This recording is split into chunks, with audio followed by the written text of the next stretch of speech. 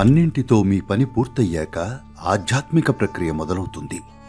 జీవితంలో పెద్ద విషయాలనుకునేవి చిన్నవిగా అయినప్పుడు ఇప్పుడు ఆధ్యాత్మికత ఉదయిస్తుంది. మీ హృదయం తెలుసుకోవాలని తపించినప్పుడు, అజ్ఞానం యొక్క బాధ మీకు నిజంగా తెలిసినప్పుడు, అప్పుడు ఒక గురువు ఉదయిస్తాడు. నేను కలిసేవారి కంటే భౌతికంగా ఎప్పుడూ కలవని వారికే ఎక్కువ మందికి దీక్షనిచ్చాను. సుందరమూర్తి నయనార్.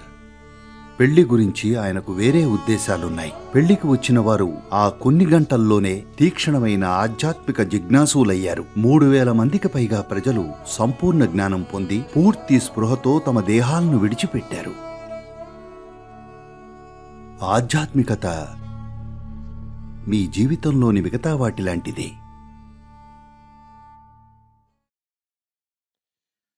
మీ జీవితంలో ఒక దశ ముగిశాక తర్వాతిది మొదలైనట్టు అచ్చం అలానే మీకు అన్నింటితోనూ పని పూర్తయ్యాక ఆధ్యాత్మిక ప్రక్రియ మొదలవుతుంది.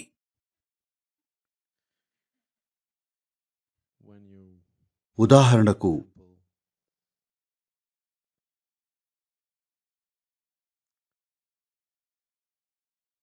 జీవితంలోని మౌలిక విషయాలకొస్తే ఆధ్యాత్మికత అనేది లైంగికత లాంటిది. ఏ అర్థంలో అంటే, మీ వయసు 14. మీకు హఠాత్తుగా తెలుస్తుంది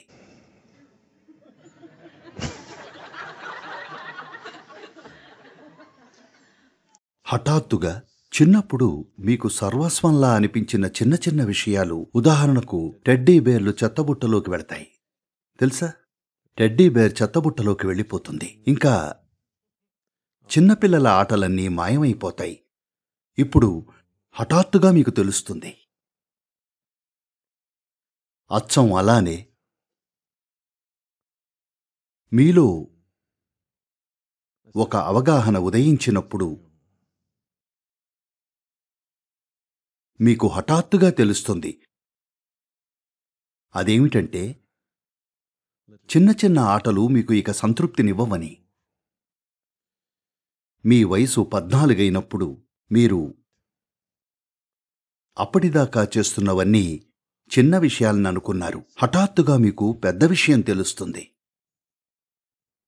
ఆ పెద్ద విషయం చిన్న విషయంగా మారినప్పుడు ఇప్పుడు మీరు ఆధ్యాత్మికులు.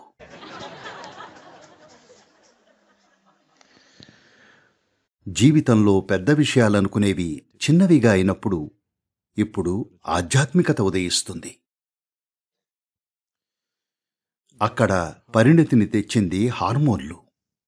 ఇక్కడ ఆ పరిణతిని తేగలిగేది కేవలం ఎరుకే. జీవితంలోని రకరకాల కార్యకలాపాలు,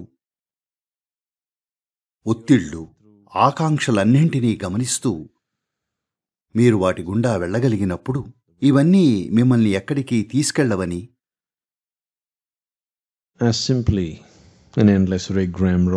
ఒక అంతంలేని తతంగమని మీకు స్పష్టమవుతుంది. దాంతోనే 50-60 ఏళ్లుంటారు. అయినా అది మిమ్మల్ని అంగుళం కూడా ఎక్కడికి తీసుకెళ్లదు. అయితే దాన్ని అనుభవించి మీ మరణశయ్యపై దాన్ని గ్రహిస్తారు, లేదా దాన్ని మొదలుపెట్టేటప్పుడు, లేదా దానిలో ఉన్నప్పుడు గ్రహిస్తారు. మీ చేతుల్లో ఇంకా సమయం ఉన్నప్పుడే. కాబట్టి ఈ ఆధ్యాత్మిక ప్రక్రియ ఎక్కడో ఒకచోట మొదలవ్వాలి. కానీ మీరు జీవిస్తున్న పరిమితులను దాటి వెళ్లాలనే ఆకాంక్ష ఎప్పుడూ ఉంటుంది. మన జీవితాల్లో ప్రతి చిన్న విషయం మనం దానిలో ఉన్నప్పుడు అదే సర్వస్వంలా అనిపిస్తుంది. అవునా కాదా? మన జీవితాల్లో ప్రతి చిన్న విషయం, మనకు నచ్చింది తినడం దగ్గర్నుంచి నచ్చింది చేయడం, సంబంధాలు, ఇలా అన్నీ మనం దానిలో ఉన్నప్పుడు అదే జీవితం యొక్క అంతిమ గమ్యంలా అనిపిస్తుంది. దానికి అంత ప్రాముఖ్యం ఉంటుంది. మనం దానికి అతీతంగా చూసినప్పుడు హఠాత్తుగా అవన్నీ చాలా చిన్న విషయాలుగా అయిపోతాయి. అసలు దీనిలో నేనెందుకున్నానా అని కూడా ఆశ్చర్యపోతారు. కాబట్టి ఎప్పుడైతే ఈ ప్రశ్న తలెత్తుతుందో, నేనెందుకు ఈ చిన్న విషయాల్లో ఇలా ఇరుక్కుపోయానని, అప్పుడు ఆధ్యాత్మిక ప్రక్రియ మొదలైనట్టు. దురదృష్టవశాత్తు చాలామంది వాళ్ళు తమ ఆధ్యాత్మికతను తెలియకుండానే సహిస్తారు.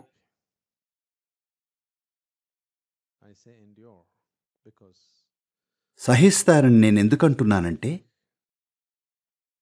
మీరు అచేతనంగా పరమసత్యాన్ని వెతికినప్పుడు అది మిమ్మల్ని అన్ని రకాల పిచ్చివాటి గుండా తీసుకెళ్తుంది. దానికి నిజంగా గొప్ప సహనం కావాలి. ఎందుకంటే అది మిమ్మల్ని తెలుసా, అన్నిటి గుండా, భారీ బ్రేక్ఫాస్ట్ నుండి షాపింగ్ మాల్, పెళ్ళి, అది ఇది అన్నిటి గుండా తీసుకెళ్తుంది. ఎందుకంటే అచేతనంగా ఏదో రకమైన పరిపూర్ణత కోసం వెతుకుతున్నారు. ఏదేమైనా ప్రతి ఒక్కరూ పరిపూర్ణత కోసమే వెతుకుతున్నారు, అవునా? ఎరుకతోనా లేక ఎరుక లేకుండానా అన్నదే తేడా.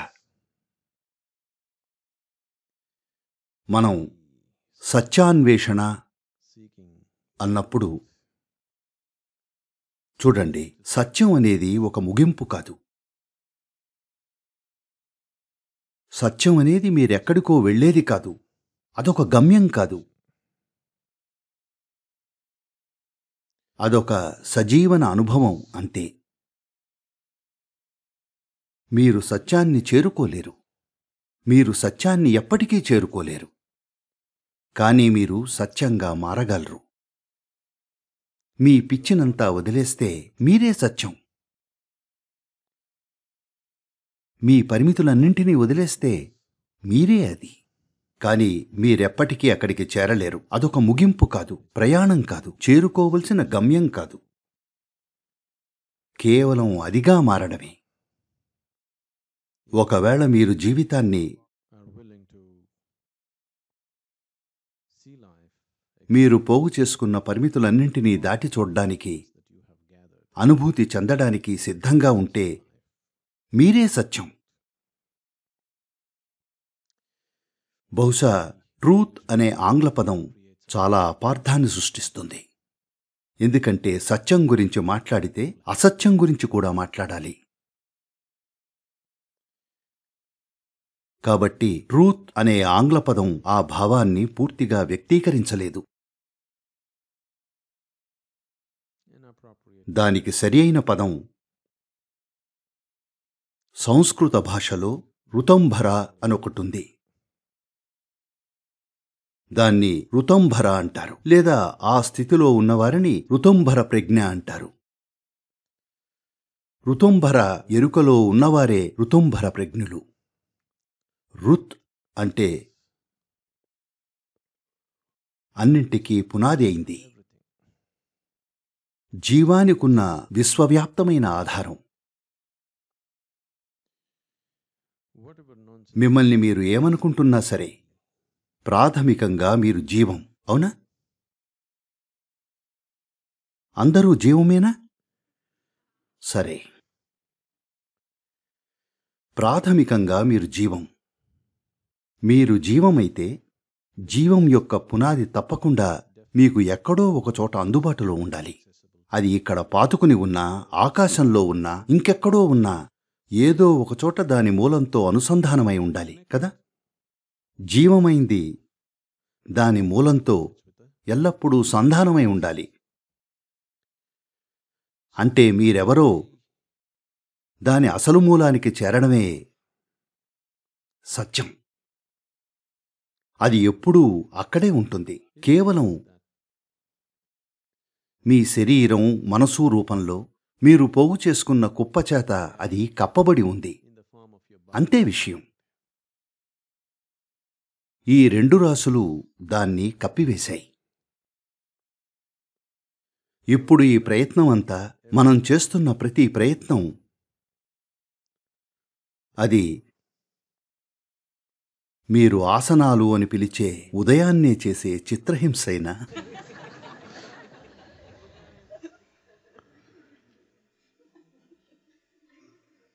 ఎప్పుడూ తమ శరీరాన్ని వంచని వాళ్లకు, జీవితాంతం సోఫాలోనే గడిపిన వాళ్లకు ఆసనాలు ఖచ్చితంగా చిత్రహింసలాగే కనిపిస్తాయి.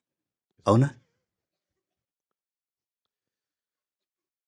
లేదా ఊపిరి బిగబట్టడానికి ప్రయత్నించే ఈ చావు బతుకుల ఆటైనా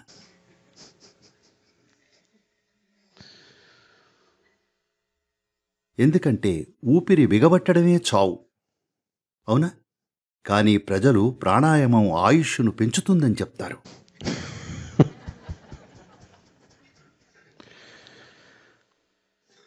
ఎవరో ఒక ఆయన వచ్చి నాకు చెప్పారు, ఆ, అది చాలా కాలం క్రితం,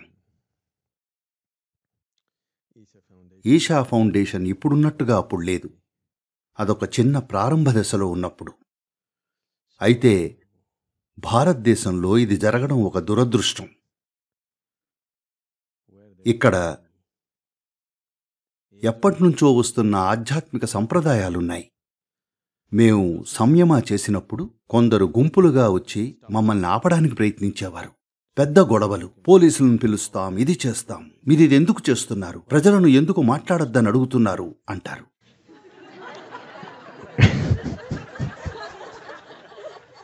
మీరు నమ్మరు, ఇది భారతదేశంలో. అయితే ఒక ఉడుకు రక్తం గల యువకుడు, మాట్లాడ్డానికి దేవుడు మనకు నోరిచ్చాడు, మీరెందుకు దాన్ని మూయిస్తున్నారు అన్నాడు. నేను, మీ దేవుడు మిమ్మల్ని వాగమని చెప్పాడేమో, నా దేవుడు నన్ను మూసుకోమన్నాడు, తను మాట్లాడతాడట అన్నాను. ఈ విషయాలన్నీ వాళ్లకు అర్థం కావు తెలుసా? ఎందుకంటే వాళ్ళు చేయాలనుకునేదంతా మీకు భౌతికంగా హాని తలపెట్టడమే. అది మాటలతో మొదలవుతుంది. వాళ్ల ఉద్దేశాలు చాలా భౌతికమైనవి, మాటలతో మొదలవుతాయంతే.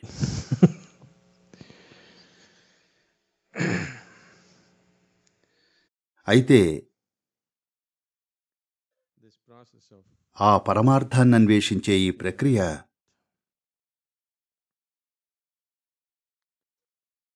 చాలా సులభం. అదే సమయంలో ఈ భూమి మీద చాలామంది మానవులు దాన్ని అత్యంత క్లిష్టమైన, అసాధ్యమైన ప్రక్రియగా అనుభూతి చెందుతారు, దురదృష్టవశాత్తు. ఇది కేవలం ఎందుకంటే మీరు వెతుకుతున్నది మీలోనే దాగి ఉంది. మీలో అన్నప్పుడు నా ఉద్దేశ్యం మీరు ప్రస్తుతం నేను అనుకుంటున్న విషయాల్లో, మీ సొంత శరీరంలో, మీ సొంత మనస్సులో మీరు ప్రస్తుతం నేను అని అనుభూతి చెందేదానిలో. అయితే మీరు శరీరం రూపంలో లేదా మనసు రూపంలో సేకరించిందంతా ఎప్పుడూ బహిర్ముఖంగానే ఉంటుంది. మీ శరీరం 100% బహిర్ముఖమైందే. ఇది చూడండి. మీ అనుభూతి చెందడానికి సాధనాలైన మీ పంచేంద్రియాలు ఎప్పుడూ బయటవైపే ఉంటాయి. అవునా? మీరు బయట ఉన్నదాన్ని చూడగలరు, లోపల ఉన్నదాన్ని చూడలేరు. మీరు బయట ఉన్నదాన్ని వినగలరు, లోపల ఉన్నదాన్ని వినలేరు. బయట ఉన్నదాన్ని స్పృశించి అనుభూతి చెందగలరు, లోపల ఉన్నదాన్ని స్పృశించలేరు. కాబట్టి ఇదంతా బయటవైపే ఉంటుంది. మీ మనసు విషయంలోనూ అంతే. మీ మనసు బయటకు వెళ్లడానికే సన్నద్ధమై ఉంది, అది లోపలికి వెళ్లడానికి సన్నద్ధం కాలేదు.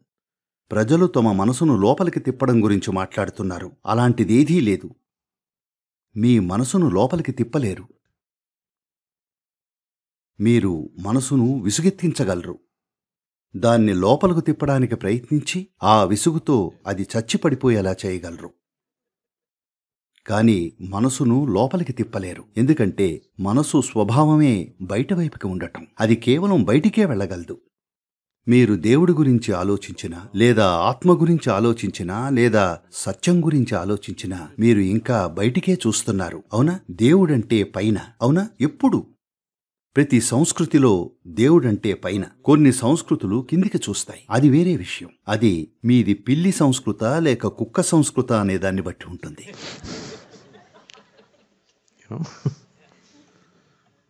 కుక్కలు ఎప్పుడూ మిమ్మల్ని పైకి చూస్తాయి, పిల్లులెప్పుడూ మిమ్మల్ని చిన్నచూపు చూస్తాయి.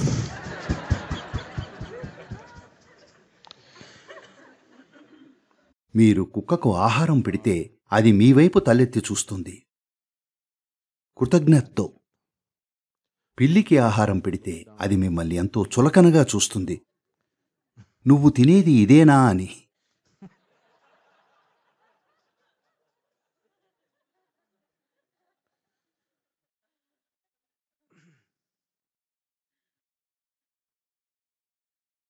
అయితే ప్రజలు పైకి లేదా కిందికి లేదా పక్కకు చూస్తున్నారు, ఎందుకంటే వారికి లోపలికి చూసే మార్గం లేదు. ప్రస్తుతం మీలోని అన్ని శక్తులు, మీరు నేను అని పిలుచుకునే ప్రతి అంశం బయటవైపే ఉంది. ఎప్పుడైతే మీలో ఆ తపన మొదలైనప్పుడు, మీరు తెలుసుకోవాలని అనుకున్నప్పుడు, మీరు నిజంగా తెలుసుకోవాలని అనుకున్నప్పుడు, నాకు తెలుసు ఈ తెలుసుకోవాలనే కోరిక కొన్నిసార్లు ఉబికి వచ్చి మళ్ళీ రోజువారీ హడావిడిలో కలిసిపోతుంది.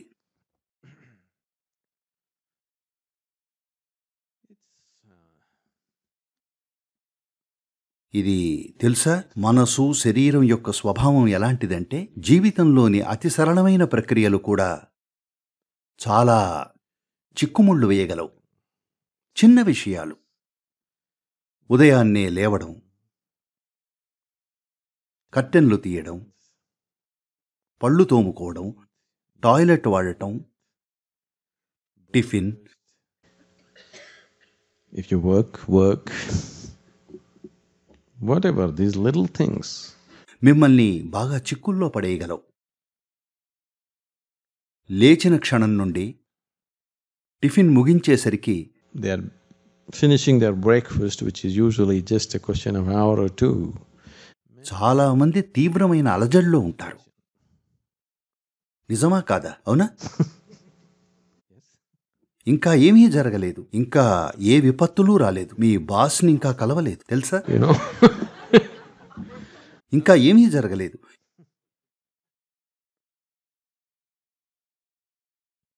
కేవలం మీ భార్యను, మీ భర్తను లేదా మీ పిల్లలను చూశారు. మీకు వాళ్ళ ట్రిక్కులన్నీ తెలుసు, అవునా? వాళ్లతో కొన్ని సంవత్సరాలుగా ఉన్నారు, వాళ్ళ ట్రిక్కులన్నీ మీకు తెలుసు. మీకు కొత్తగా అనిపించేదేమీ లేదు, అవునా కాదా? కొన్ని నెలల్లో లేదా ఏడాదిలో వాళ్ళు వేయగల ట్రిక్కులన్నీ మీకు తెలిసిపోవాలి. అయితే టిఫిన్ బల్ల దగ్గరికి చేరకముందే లేదా తినడం ముగించకముందే ప్రజలు తీవ్రమైన అలజడిలో ఉంటారు. ఇది మీ జీవితంలో ఏదో తప్పు జరిగిందని కాదు, ఆ రోజులో ఇంకా ఏమీ తప్పు జరగలేదు. ఇది కేవలం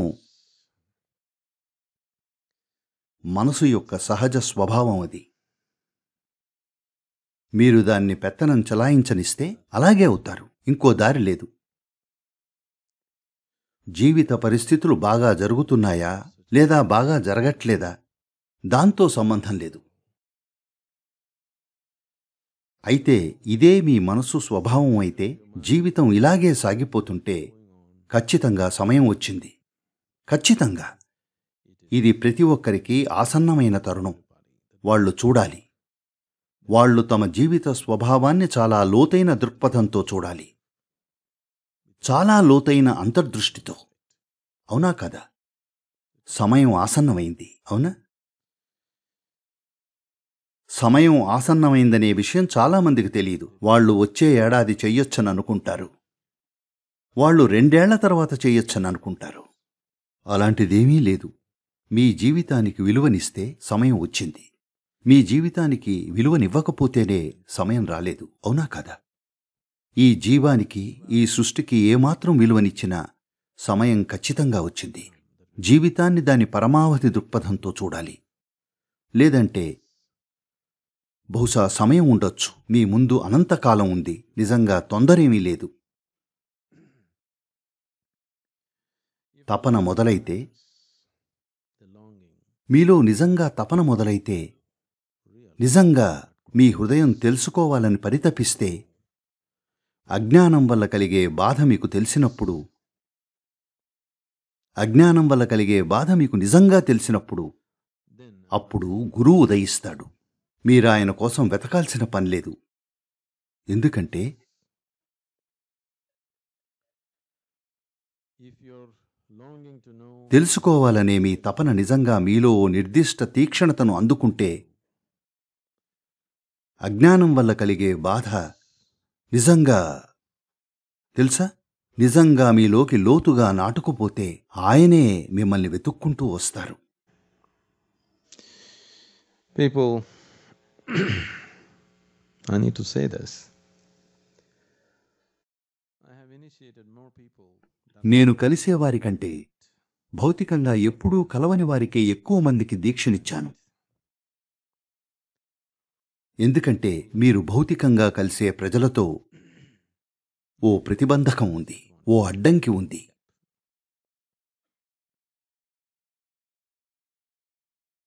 ఆ ప్రతిబంధకం ఏమిటంటే, అవతల వ్యక్తి కూడా ఓ వ్యక్తే, మీలాగే. ఆయనకు మీలాగే శరీరం ఉంది, మీలాగే తింటాడు, మీలాగే మాట్లాడతాడు. ఇది ఒక ప్రతికూలత. ఎందుకంటే మీరాయన్ను అంచనా వేయకుండా ఉండలేరు, మిమ్మల్ని మీరు రక్షించుకోకుండా ఉండలేరు, ఆ విషయాలన్నింటినీ ఆపలేరు. తెలుసా, ఓ వ్యక్తిని కలిసినప్పుడు లేదా మీ చుట్టూ ఉన్న ప్రజలతో ఉండే ఈ మామూలు విషయాలను ఆపలేరు. కాబట్టి ఓ అడ్డంకితో ప్రారంభిస్తున్నారు. ఇది ఎప్పుడూ జరుగుతూనే ఉంది. చాలాసార్లు it's only after ఎంతో మంది ఆధ్యాత్మిక గురువులు వెళ్ళిపోయిన తర్వాతే వాళ్ల పద్ధతులు, ప్రక్రియలు, బోధనలు ఊపందుకున్నాయి. వారు ఉన్నప్పుడు చాలా అరుదుగా ఊపందుకున్నాయి. చాలాసార్లు వాళ్ళు వెళ్ళిపోయాకే. ఎందుకంటే ఉన్నట్టుండి మీరింక వాళ్ల వ్యక్తిత్వంతో పోరాడాల్సిన పనిలేదు. తెలుసా, చనిపోయిన వాళ్ళెప్పుడూ సౌకర్యవంతమే.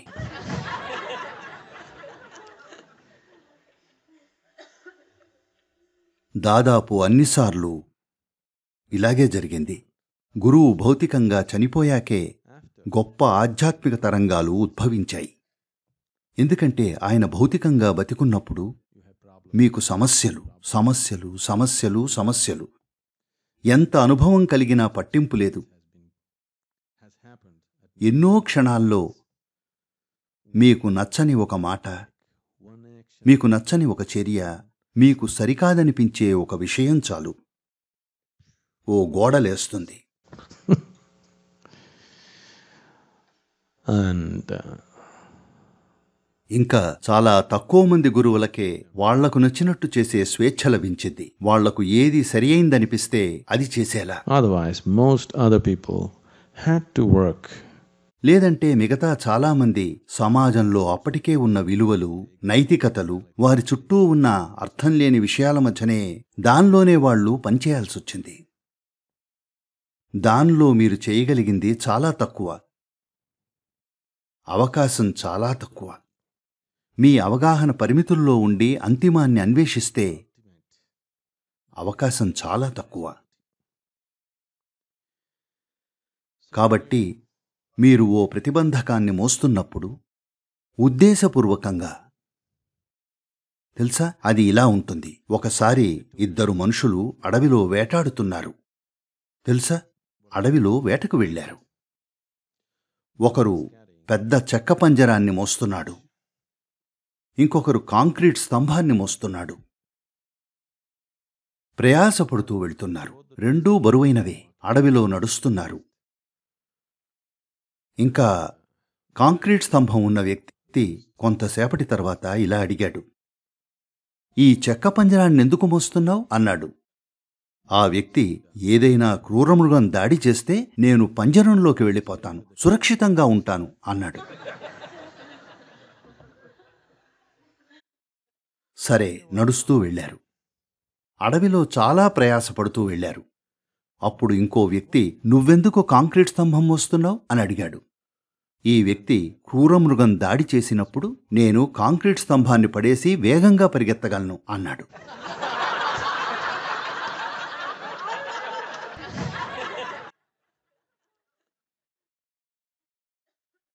ప్రజలు ఎన్నో కారణాల వల్ల కాళ్ళు ఈడుస్తూ ఉంటారు. కానీ చాలామంది కాళ్ళు ఈడుస్తూ ఉంటారు. ఒకసారి టైమ్ స్క్వేర్లో ఇలా జరిగింది తెలుసా? ఈ విషయాలు అక్కడే జరగగలవు. ఒక వ్యక్తి తన కుడికాలు ఈడుస్తూ నడుస్తున్నాడు. ఇంకో వ్యక్తి ఎదురుగా వచ్చాడు. అతను కూడా తన కుడికాలు ఈడుస్తున్నాడు. మొదటి వ్యక్తి అతన్ని చూశాడు. సరే, ఇంకో వ్యక్తి కూడా కుడికాలు ఈడుస్తున్నాడు. ఒకరికొకరు దగ్గరికొచ్చినప్పుడు అతన్ని చూసి తన కుడికాలు వైపు చూపిస్తూ 1968 వియత్నాం అన్నాడు.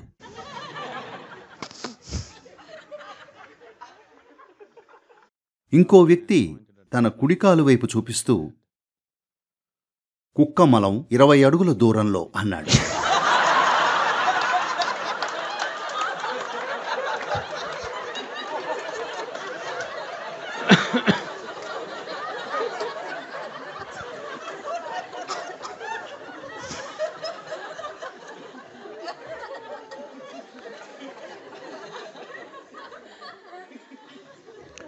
కాబట్టి మీరెందుకు కాళ్ళీడుస్తున్నారు అన్నది మారొచ్చు.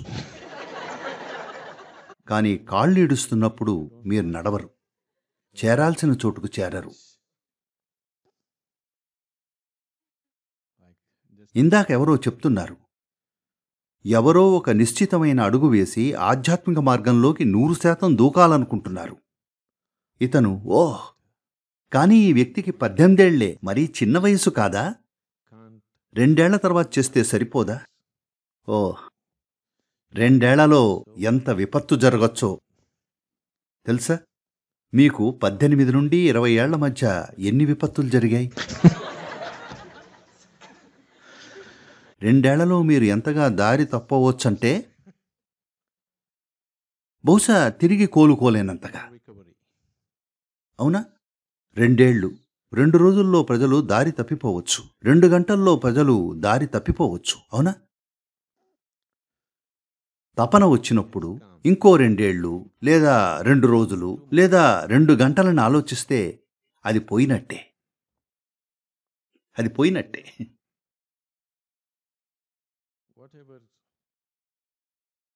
మీరు ఎరుకతో అప్రయత్నంగా చిక్కుకోకుండా ఉన్నప్పుడు, ఇంకా మీ మేధస్సు కొంత స్పష్టతతో పనిచేస్తున్నప్పుడు, మీరు ఏది ఎంచుకుంటే మీ జీవితంలో దాని వెంటే వెళ్ళాలి.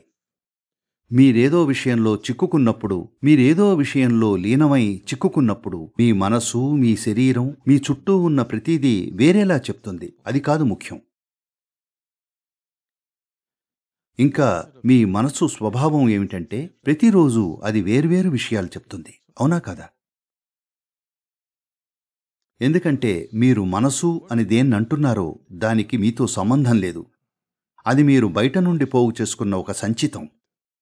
మీరు దాన్ని ఎన్నో చిన్న చిన్న ముక్కలుగా పోగు చేసుకున్నారు కాబట్టి అది ముక్కలు ముక్కలుగా మాట్లాడుతుంది. దయచేసి చూడండి, చాలా మనసులు, ప్రపంచంలోని 99.9% మనసులు కేవలం ముక్కలు ముక్కలుగా మాత్రమే పొంతనగా మాట్లాడగలవని నేను చెప్తాను. ఎడతెరిపి లేకుండా సాగే సంభాషణ అంతా పూర్తిగా అర్థరహితమే. అవునా కదా? మీ మనసులో నిరంతరం నడిచేది మీరు దేనితోనో గాఢంగా మమైకమైపోవడం వల్లే అలా జరుగుతుంది. అక్కడక్కడా కొన్ని క్షణాలు మాత్రమే కాస్త అర్థవంతంగా అనిపిస్తాయి. ఎందుకంటే మీరు పోగు చేసుకున్నదంతా బయట నుండే. ఇంకా ఈ పోగు చేసుకునే ప్రక్రియ ఎప్పుడూ ముక్కలు ముక్కలుగానే జరిగింది. వాటన్నింటినీ ఏకం చేసి ఒక సంపూర్ణ రూపాన్నివ్వడానికి మీరెంత ప్రయత్నించినా అది అసాధ్యం. దాన్ని వేరుపడనిస్తే, దాన్ని పక్కన పెట్టడం నేర్చుకుంటే, అప్పుడు నిరంతరాయంగా ఒక అర్థవంతమైన ప్రవాహం ఉంటుంది, మనసు లోతుల్లోంచి, మనసుకి ఆవల నుండి. కానీ మనసు నుండి నిరంతరాయమైన వివేచన ఎప్పటికీ రాదు. అది కేవలం ముక్కలు ముక్కలుగానే రాగలదు, మెరుపుల్లా. ఈ మెరుపులు స్ఫూర్తి కావచ్చు, కానీ ఎప్పటికీ మార్గదర్శకత్వం కాలేవు. అక్కడక్కడా వచ్చే మెరుపు కేవలం స్ఫూర్తి కాగలదు, కానీ ఎప్పటికీ మార్గదర్శకత్వం కాదు. కేవలం వస్తూ పోయే వెలుగును పట్టుకుని అది అక్కడక్కడా మెరుస్తుంటే దాంతో ఎక్కడికైనా నడవలేరు కదా. అది వెలుగుతూ ఉంటే అప్పుడు నడవగలరు. ఆగి ఆగి వెలిగే లైటు కేవలం ఒక స్ఫూర్తి కాగలదు, ఓహో వెలుగనేది ఒకటి ఉంది అని చెప్పడానికి. కానీ ఆ వెలుగు ఉపయోగపడదు, మీకు మంచి టార్చ్ లైట్గా పనికిరాదు. ఇష్టానుసారం ఆగి ఆగి వెలుగుతుంటే, అవునా? అది కేవలం ఓహో వెలుగనేది ఒకటి ఉంది, దాన్ని అన్వేషించడం విలువైనదే అని మీకు చెప్తుంది.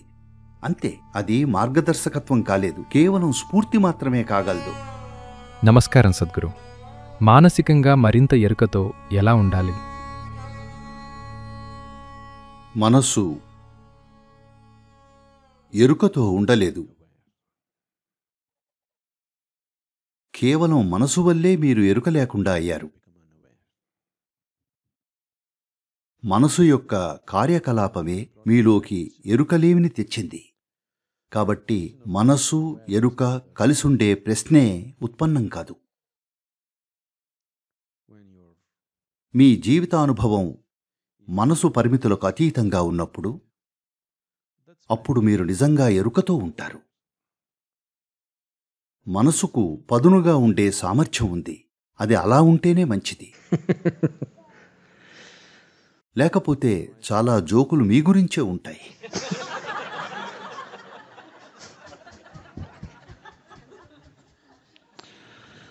మీరు జోకును మిస్ అయితే మీరే జోక్ అవుతారు, అవునా? అలా జరగనివ్వకండి. కాబట్టి మనసు పదునుగా ఉండాలి. కానీ మీతో సమస్య ఏమిటంటే, మీ మేధస్సు పదునుగా ఉన్నప్పుడు మీరు దాంతో తీవ్రంగా మమేకమైపోతారు. చూడండి, మీకు సరిగ్గా లేని శరీరం ఉంటే మీరు దేహరహితం గురించి ఆలోచిస్తారు. ఇప్పుడు మీకు మంచి శరీరం ఉంది, లేదా కనీసం నలుగురు దృష్టిని ఆకర్షించే శరీరం ఉంది. ఇప్పుడు మీరు దేహరహితం గురించి ఆలోచించడం లేదు, కేవలం దేహం గురించే ఆలోచిస్తున్నారు, అవునా? మొత్తం సంస్కృతుల ప్రజలకు అదే జరిగింది. ప్రజలు దేహానికి ఎక్కువ ప్రాముఖ్యం ఇస్తూ వెళ్లే కొద్దీ వారికి సంబంధించిన ప్రతిదీ దేహం గురించే అవుతుంది. ఇప్పుడు చాలా వరకు, పూర్తిగా కాదు కానీ చాలా వరకు, ఇది పాశ్చాత్య సమాజాలకు జరిగింది. దేహం అత్యంత ముఖ్యమైన అంశంగా మారింది. ఇప్పుడు కేవలం ప్రకటనల తీరును గమనించండి. చూడండి, మీరు ఒక సమాజంలోని ప్రకటనల సంస్కృతిని గమనిస్తే, advertising culture in a society, ప్రజలను ఏది ఆకర్షిస్తుందో మీకు అర్థమవుతుంది. ప్రజల మనసుల్లో ప్రధానమైన విషయం ఏమిటో తెలిసిపోతుంది. ఎందుకంటే ప్రకటనల ఉద్దేశ్యం అమ్మడమే. ఏదైనా అమ్ముడు పోవాలంటే అది మిమ్మల్ని ఆకట్టుకోవాలి, అవునా? you take anything. సువాసన వంటి సూక్ష్మమైన దాన్ని తీసుకోండి. సువాసన ఒక సూక్ష్మమైన విషయం, కానీ ఈ సువాసనంతా శృంగారం గురించే, అవునా? అవునా కాదా? మనం మాట్లాడుకుంటున్న పరిమళాల రకాలు, సువాసనల రకాలు అన్నీ లైంగికతను ప్రేరేపించటం లేదా లైంగిక వాంఛను ఉత్తేజపరచడం గురించే, అవునా కదా? నేను మాట్లాడేది ప్రకటనల గురించి.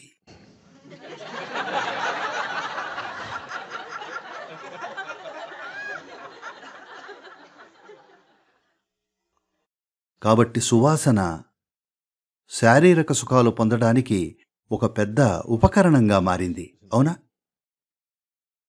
అదే విషయం మీరు తూర్పు సంస్కృతులను చూస్తే సువాసన ఆధ్యాత్మిక సాధనలో ఒక ముఖ్యమైన భాగం.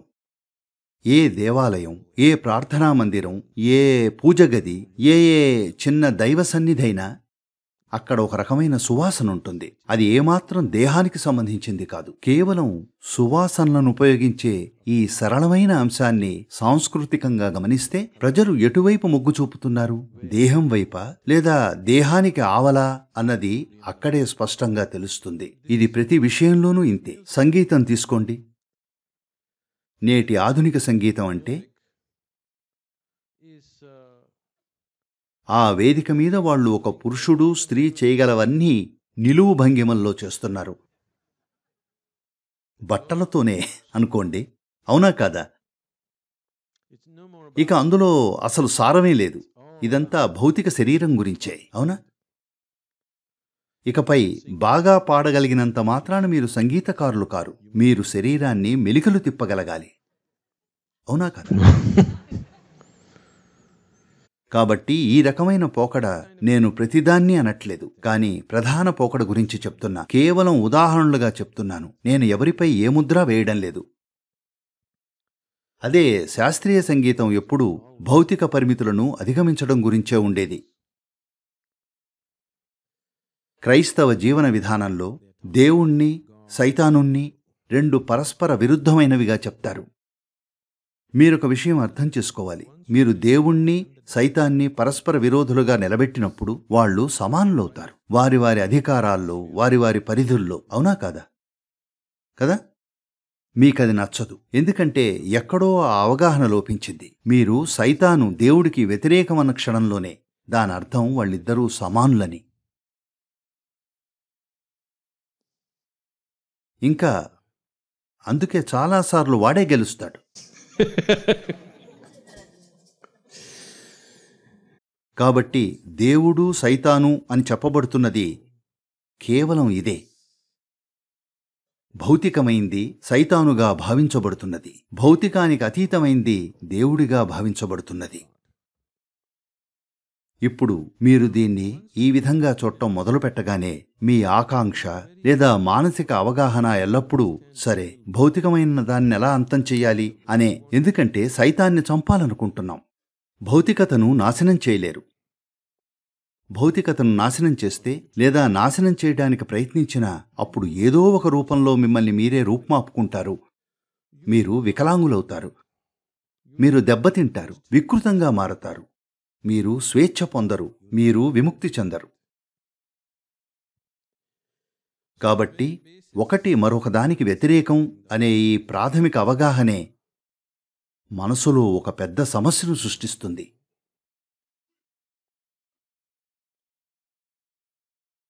ఇది దానికి విరుద్ధం, అది దీనికి విరుద్ధం అని మీరు అర్థం చేసుకున్న తరువాత వాటిలో దేనివైపు మొగ్గు చూపినా రెండో దాన్ని నాశనం చేయడానికి ప్రయత్నిస్తారు. మీరు అస్తిత్వంలోని ఒక సగాన్ని అంగీకరించకపోతే ఇక మీకు అతీతమైన దాని గురించి తెలుసుకునే ప్రశ్నే ఉత్పన్నం కాదు. మీ మనసులోని వలను గమనించండి. ఈ విషయంలో మీరెలా చిక్కుకుపోతున్నారో. ఇదంతా వక్రమైన బోధనల వల్ల, వక్రమైన అవగాహనల వల్ల. ఇదంతా పరిపక్వత లేని ప్రజలు, అన్ని రకాల అహంకారులు దేవుని దూతలుగా నిలబడ్డం, అన్ని రకాల అహంకారులు తామే దేవుని సొంత మనుషులమని చెప్పుకోవడం, ఒకదానికోటి వ్యతిరేకతను సృష్టించడం వల్లనే. కాబట్టి ఆ విధంగా నేను కొద్దిసేపటి క్రితం చెప్పినట్టు ఋతుంభర అంటే ఈ విశ్వానికే మూలమైంది. రుత్ అంటే విశ్వానికి పునాది. కాబట్టి విశ్వానికి పునాది అయింది మంచి చెడు రెండూ కలిగి ఉంటుంది. లేదా దానికి ఏది మంచి ఏది చెడు అనే భేదం లేదు. అది కేవలం సృష్టిని సృష్టిగా చూస్తుంది. అది దేన్ని అందమైనదిగా అందవికారంగా చూడదు. అది దేన్ని మంచి చెడులుగా చూడదు.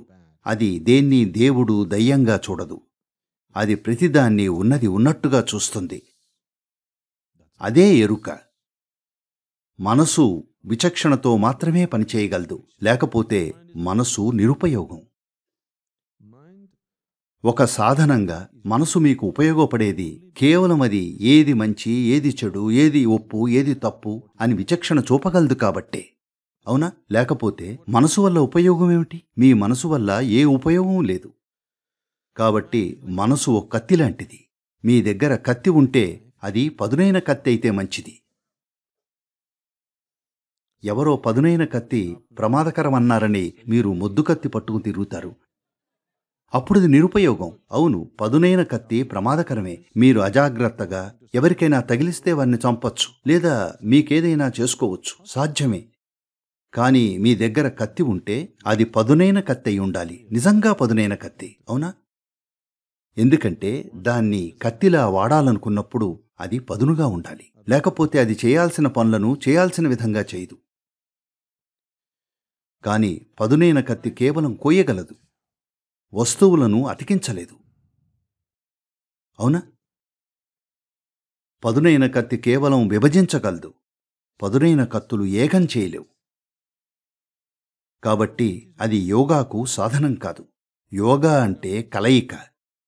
యోగా అంటే ప్రతిదాన్ని ఒకటిగా చేయడం. ప్రతిదాన్ని అలా ముక్కలు కోసి దాన్ని ఒకటిగా చేయలేరు కదా.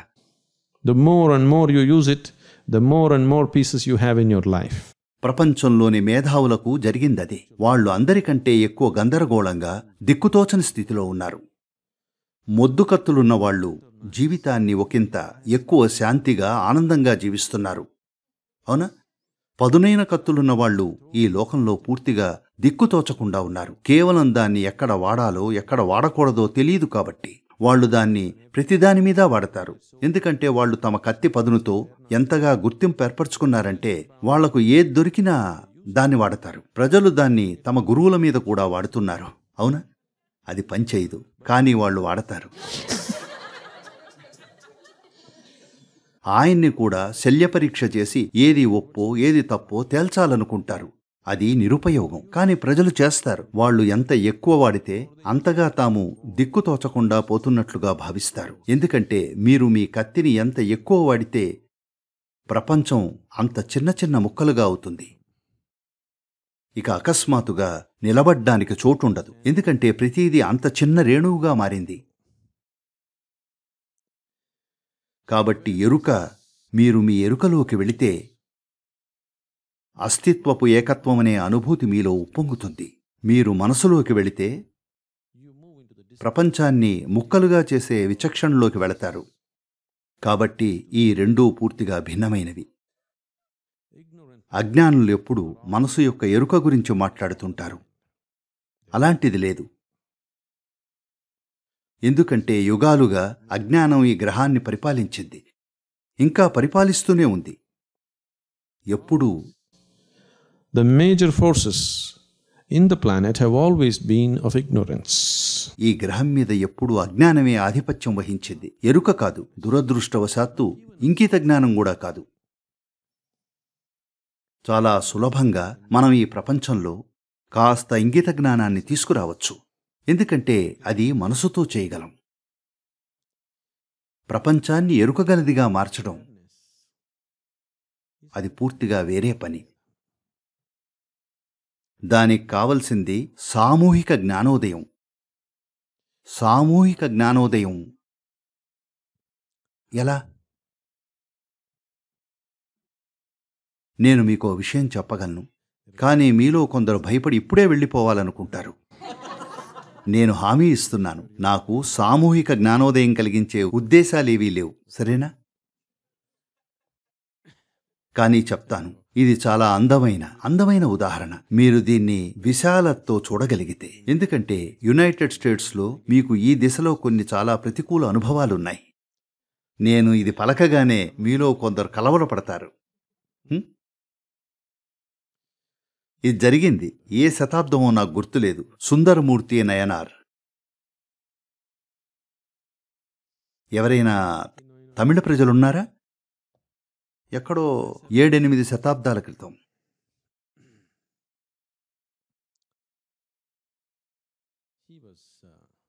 ఆయన ఒక జ్ఞాని. ఆయన ఒక బాలయోగి. 6 ఏళ్ల వయసులో తెలుసా, తన ఆధ్యాత్మిక పార్శ్వాన్ని చాలా అందమైన రీతిలో వ్యక్తపరిచారు. చిన్నపిల్లలుగా ఉన్నప్పుడు బోధించలేరు. కాబట్టి ఆయన పాడుతున్నారు. ఆయన తన జ్ఞానోదయాన్ని పాడుతున్నారు చాలా అందమైన రీతుల్లో. దానిలో చాలా భాగం నమోదు కాకుండా పోయింది. నమోదైన కొద్ది భాగమైన అపారమైన సౌందర్యంతో ఉంది. ఆయన యువకుడైనప్పుడు 7 శతాబ్దాల క్రితం భారతదేశంలో ఉన్న సంస్కృతి ప్రకారం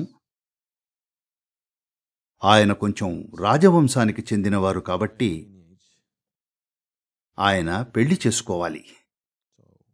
కాబట్టి కుటుంబం, రాజ్యం ప్రతిదీ ఆయన్ని పెళ్లివైపు నెడుతున్నాయి. కాని ఆయనకు అలాంటి ఉద్దేశాలు లేవు. 14 ఏళ్ళు, 14 కంటే ఎక్కువ ఉన్నా ఆయనకు ఇంకా అలాంటి ఉద్దేశాలు లేవు. ఆ దిశలో ఆయనకు ఎలాంటి కోరిక లేదు. కాని సామాజిక బలవంతాలు, కుటుంబ బలవంతాలు ఆయన్ని ఆ దిశగా నడిపిస్తున్నాయి. అప్పుడు ఆయన ఒక నిర్దిష్ట అమ్మాయిని గుర్తించారు. ఇంకా ఈ అమ్మాయి అయితే చేసుకుంటానేమో అన్నారు. లేదు, ఆయనకు వేరే ఉద్దేశాలున్నాయి. ఆయన ఈ అమ్మాయి అంటున్నది ఆమె అందరికంటే అందంగా ఉందనో లేదా ఆమె ఏదో అనో కాదు. ఆయనకు వేరే ఉద్దేశాలున్నాయి. ఎందుకంటే ఆమెను ఒక సాధనంగా చూస్తున్నారు, ఇంకేదో చేయడానికి. ఆ అమ్మాయి, ఆమె కూడా ఒక రాజవంశం నుండొచ్చింది. కానీ అది చాలా దూరం. ఇంకా ఈ రాజ్యానికి ఆ రాజ్యానికి పడదు. తెలుసుగా, మామూలే, ఎప్పుడూ అలానే ఉంటాయి. ఇంకా అవన్నీ జరుగుతాయి. ఇంకా ఆ అమ్మాయి ఆమెకు కేవలం 5-6 ఏళ్ల వయసులో ఎంత ఆధ్యాత్మికంగా మారిందంటే వాళ్ళ ఆమెను ఇంట్లో ఉంచలేకపోతున్నారు. కాబట్టి 8 ఏళ్ల వయసులో, ఆ సమయంలో ఇలా చేయడం భారతదేశంలో అసాధ్యమైన విషయం. ఇప్పుడు కూడా కష్టం. ఎలాగో 8 ఏళ్ల వయసులో తన తల్లిదండ్రులను వారణాసికి పంపమని ఒప్పించింది. To send her to Varanasi. వారణాసికి భారతదేశం ఉత్తర భాగంలో ఉంది. ఆధ్యాత్మికతను అభ్యసించడానికి 8 ఏళ్ల అమ్మాయికి ఆ రోజుల్లో అది సాధించడం అసాధ్యం. అది ఓ రాజకుటుంబంలో. కాబట్టి ఆమె అక్కడికి వెళ్ళి తన సమయాన్ని అక్కడ గడిపింది. తరువాత ఆమెకు 13 లేదా 14 ఏళ్ల వయసులో ఆమె గురువు అక్కడ ఆమెకు బోధించేవారు. ఆమెతో ఏమైనా విధి ఈ దిశలో కదులుతోంది అన్నారు. ఎందుకంటే 13-14 అంటే తల్లిదండ్రులు అమ్మాయికి పెళ్లి కోసం చూస్తున్నారు. గురువు ఈయన ఉన్నారు, సుందరమూర్తి నయనారున్నారు. నువ్వు ఆ దిశగా వెళ్లడం మంచిది. విషయాలు వేరే విధంగా జరుగుతాయి, చింతించకు అన్నాడు. గురువు సాధారణంగా ఆయన అలా చేయకూడదు. ఆయన ఈ పెళ్లి రహస్యాన్ని ఆమెకు వెల్లడించారు. ఆ అమ్మాయి ఇష్టపూర్వకంగా ఒప్పుకుంది. ఆమె కూడా తన జీవితంలో పెళ్లి గురించి ఆలోచించట్లేదు. కాని ఈయనొక ప్రత్యేకమైన వ్యక్తి అని ఆమెకిప్పుడు తెలిసింది. అలాగే పెళ్లి గురించి ఆయనకు వేరే ఆలోచనలున్నాయని తెలిసింది. ఆమె వచ్చేసింది. ఎలాగోలా కుటుంబాలు రాజీ పడ్డాయి. ఎందుకంటే వాళ్ళిద్దరూ ఎంత అసాధారణమైన వాళ్ళంటే అందరూ చూడగలరు. వారికి అప్పటికే పెద్ద సంఖ్యలో అనుచరులున్నారు, వాళ్ళు ఇంకా పిల్లలుగా ఉన్నప్పుడే. కాబట్టి పెళ్లి ఖాయమైంది. పెళ్లికి దక్షిణ భారతదేశం చుట్టుపక్కల ఉన్న అన్ని రకాల ప్రముఖ వ్యక్తులను ఆహ్వానించారు. 3000 మందికి పైగా ప్రజలు సమావేశమయ్యారు ఆ వివాహం కోసం, ఆ పెళ్లి కోసం.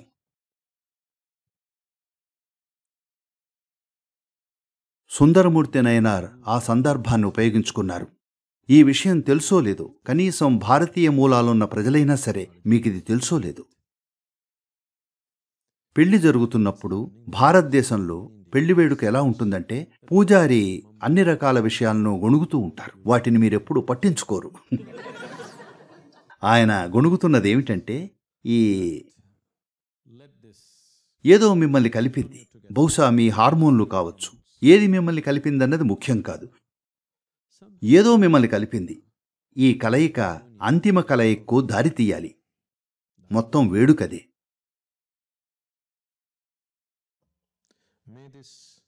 స్త్రీ పురుషుల మధ్య ఉండే ఈ సాధారణ ఆకర్షణ మీరు అత్యున్నత ఐక్యాన్ని చేరుకోవడానికి ఒక తపనగా, ఒక మార్గంగా ఒక పద్ధతిగా మారుగాక అని. ఆ ఐక్యమే యోగా లేదా జ్ఞానోదయం లేదా మీరే పేరుతో పిలిచినా సరే, మొత్తం పెళ్లి వేడుకదే. హిందూ జీవన విధానంలో అలాగే ఉంటుంది. చాలామంది ప్రజలు హార్మోన్లను దాటి వెళ్లరు, అది వేరే విషయం. బహుశా వాళ్ళు భావోద్వేగాలను దాటి వెళ్లరు. వాళ్లకు సహేతుకంగా ఆహ్లాదకరమైన భావోద్వేగాలుంటే అది విజయవంతమైన వివాహంగా భావిస్తారు. అవునా? ఇద్దరు వ్యక్తుల మధ్య సహేతుకంగా ఆహ్లాదకరమైన భావోద్వేగాలుంటే అది విజయవంతమైన వివాహంగా భావిస్తారు. కానీ అసలైన వివాహ ప్రక్రియ అంతిమ కలయికను లక్ష్యంగా పెట్టుకుంది. కేవలం భావోద్వేగ కలయిక లేదా హార్మోన్ల సంతృప్తి కోసం కాదు, అంతిమ కలయిక కోసం చూస్తోంది. కాబట్టి సుందరమూర్తి నయనార్ పెళ్లి గురించి ఆయనకు వేరే ఉద్దేశాలున్నాయి. ఇది ఒక అంతిమ కలయికగా మారాలని ఆయన కోరుకున్నారు. కేవలం తనకు, తన వధువుకే కాదు, వచ్చిన అతిథులందరి కోసం. ఉదారమైన వ్యక్తి.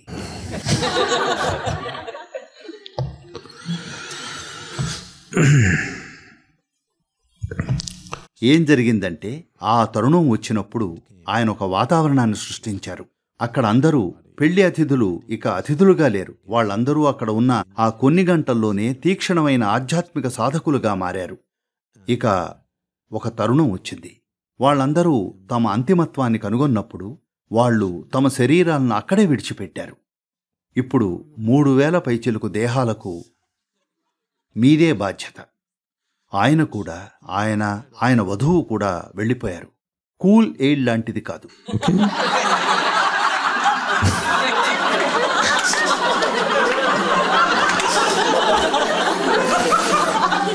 ఇక్కడ జరిగిందేమిటంటే, ఇంత పెద్ద సంఖ్యలో ప్రజలను ఆ పార్శ్వంలోకి తీసుకెళ్లారు. పెళ్లికి హాజరైన కొద్ది గంటల సమయంలోనే Short period of few hours of being there for the wedding. అక్కడ ఒక అద్భుతమైన విషయం జరిగింది. 3000 మందికి పైగా ప్రజలు పూర్తిగా జ్ఞానోదయం పొందారు. వాళ్ళు పూర్తి స్పృహతో తమ శరీరాలను విడిచిపెట్టారు. 3 శతాబ్దాల తర్వాత మరో కవియోగి వచ్చారు. ఆయన వల్లే సుందరమూర్తి నయనార్ గురించి మరింతగా వింటున్నాం. వల్లలార్ గురించి విన్నారా? కనీసం తమిళ ప్రజలైనా. వల్లలార్ వాపోయారు. ఓహ్, ఆ పెళ్లిలో ఉండే అవకాశం నాకెందుకు దొరకలేదు? నేనెందుకు ఆహ్వానితుణ్ణి కాలేదు? నేను నా ఆధ్యాత్మికత కోసం ఇలా కష్టపడాల్సి వస్తోంది. నన్నెందుకు ఆ పెళ్లికి ఆహ్వానించలేదు అని చాలా అందంగా, చాలా కవితాత్మకంగా వాపోయారు అనేక శతాబ్దాల తర్వాత. చింతించకండి, మాకు అలాంటి ఉద్దేశాలు లేవు. ఎందుకంటే మీలో కొందరు చిన్నవాటికే చాలా ఆందోళన పడతారని నాకు తెలుసు. మాకు అలాంటి ఉద్దేశాలు లేవు. నేను చెప్తున్నది ఏమిటంటే, అర్థం చేసుకోండి. మీరేం వెతుకుతున్నారో మీకు స్పష్టత ఉండాలి. మీరేం వెతుకుతున్నారో మీకు స్పష్టత లేనప్పుడు మీరెప్పుడూ ఒక అడుగు ముందుకు, ఒక అడుగు వెనక్కి, ఒక అడుగు ముందుకు, ఒక అడుగు వెనక్కి వేస్తారు. ఒక అడుగు ముందుకు, ఒక అడుగు వెనక్కి వేసేవాళ్ళు స్పష్టంగా ఎక్కడికి వెళ్లరు. మీరు ముందుకు నడిస్తే అది అందంగా ఉంటుంది. మీరు వెనక్కి నడిస్తే కనీసం మీరెక్కడికి వెళ్తున్నారో మీకు తెలుస్తుంది. కానీ మీరు ఒక అడుగు ముందుకు, ఒక అడుగు వెనక్కి వేస్తుంటే జీవితాంతం ఒక గందరగోళంలోనే మిగిలిపోతారు. మీ జీవితం ఒక నిరాశగా మిగిలిపోతుంది. అవునా? కాబట్టి ఒకవేళ మీరు వెనక్కి నడవాలని ప్లాన్ చేస్తుంటే మీరు తప్పుడు ప్రదేశంలో ఉన్నారు. మీ ప్లాన్ ఇదైతే, ఒక అడుగు ముందుకు, ఒక అడుగు వెనక్కి అయితే, మీరు ఇక్కడ ఉండటం విషాదకరం. ఒకవేళ మీరు ముందుకు నడవాలని ప్లాన్ చేస్తుంటే స్పష్టంగా ఉండాలి. మీరెక్కడికి వెళుతున్నారో, మీరేం వెతుకుతున్నారో. ఈ స్పష్టత రాకపోతే, నేను ఈ అంశంపై ఎందుకు పదే పదే నొక్కి చెప్పాలంటే, నేను దీని గురించి ఎక్కడ మాట్లాడినా, ఎంత మాట్లాడినా అది సరిపోదు. ఎందుకంటే ప్రపంచంలోని మతం అని పిలవబడేవి, గ్రంథాలు అని పిలవబడేవి, ఇంకా స్వీయ పరివర్తన పరిశ్రమ దీన్ని పూర్తిగా గందరగోళం చేసేశాయి. మీలో ప్రతి ఒక్కరూ ఏదో సమయంలో ఈ మూలాల నుండి కొన్ని ముక్కలను తీసుకున్నారు. అవునా? అవి ఇప్పటికీ మీలో ఆటలు ఆడుతూనే ఉన్నాయి. అవునా కాదా?